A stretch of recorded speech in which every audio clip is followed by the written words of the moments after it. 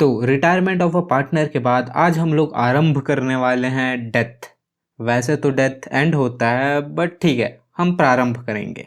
इस चैप्टर में भी ऑलमोस्ट वो टॉपिक्स हैं जो हमने ऑलरेडी कर लिया है, तो इन सब टॉपिक्स को भी मैं रिपीट नहीं करूंगा, like change in PSR, goodwill, revaluation account and reserves. इन सब चीज़ों को साइड में करने के बाद हमारे पास बचता है सबसे main topic, share of deceased partner.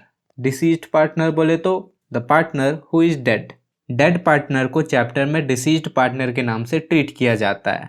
देखो, पार्टनरशिप का एक फंडा है कि जब तक साल खत्म नहीं होगा तब तक P&L अकाउंट बनेगा नहीं, और जब तक P&L अकाउंट नहीं बनेगा तब तक एप्रोप्रिएशन अकाउंट भी नहीं बन पाएगा। इसका मतलब ये है कि प्रॉफिट का कैलकुलेशन और उसका बंटवारा होता है ईयर एंडिंग में। बट भाई, आदमी के मरने का तो कुछ फिक्स टाइम नहीं होता ना, वो तो कभी भी मर सकता है। और भाई, पार्टनरशिप के लोग होते हैं मतलबी। मतलबी क्या यार, सही बात है। डिसीज्ड पार्टनर जिस दिन तक काम किया है, यानी कि वो जिस दिन टपक गया, सिर्फ उसी दिन तक का प्रॉफिट उसको दिया जाता है। सपोज ईयर शुरू होता है 1 अप्रैल से और एक पार्टनर टपक जाता है 5 मई को, तो 1 अप्रैल से 5 मई तक होता है 35 दिन। उस पार्टनर को सिर्फ 35 दिन का ही प्रॉफिट दिया जाएगा। पर भैया, प्रॉफिट तो कैलकुलेट होता है ईयर एंडिंग में, तो 35 दिन में उसको कौन सा प्रॉफिट दिया जाएगा? यहीं पर आता है कैच, और यही हमें इस चैप्टर में सीखना है, calculation of deceased partner profit.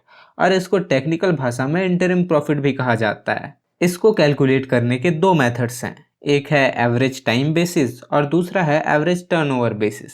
मतलब प्रीवियस 2-3 साल का प्रॉफिट गिवन होगा और उसका एवरेज लेना है एंड उसके अकॉर्डिंग हमें प्रॉफिट निकालना है। और टर्नओवर बेसिस का मतलब ये है कि प्रीवियस ईयर के सेल्स के अकॉर्डिंग डिसीज्ड पार्टनर का शेयर कैलकुलेट करना है। अब वो चाहे एवरेज निकालने का दे सकता है या डायरेक्ट भी दे सकता है, ये तो क्वेश्चन के ऊपर डिपेंड करता है।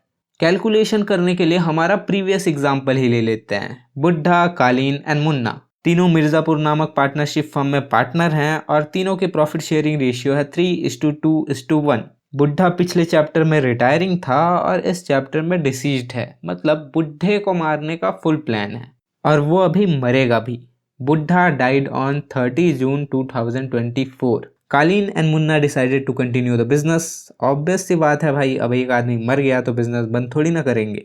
शेयर ऑफ प्रॉफिट और loss of the deceased partner is to be calculated from the beginning of the year up to the date of death on the basis of last year's profit, which was 3,60,000.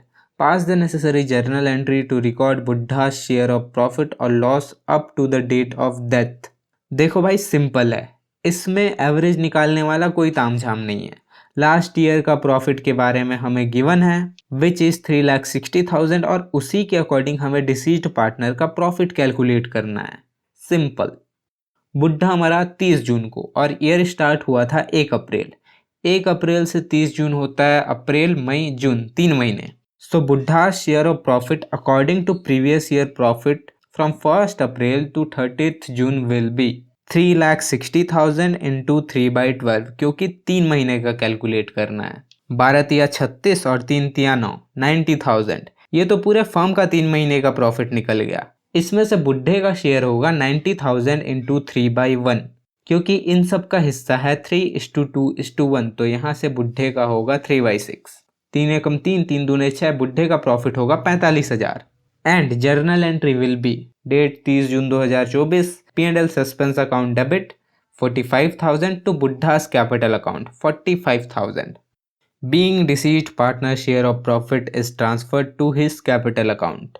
P&L suspense account क्या होता है वो next episode में बताऊंगा। तब तक के लिए तुम सब्सक्राइब कर लो और मैं मिलता हूं तुमसे कल शाम को 5:55 पर।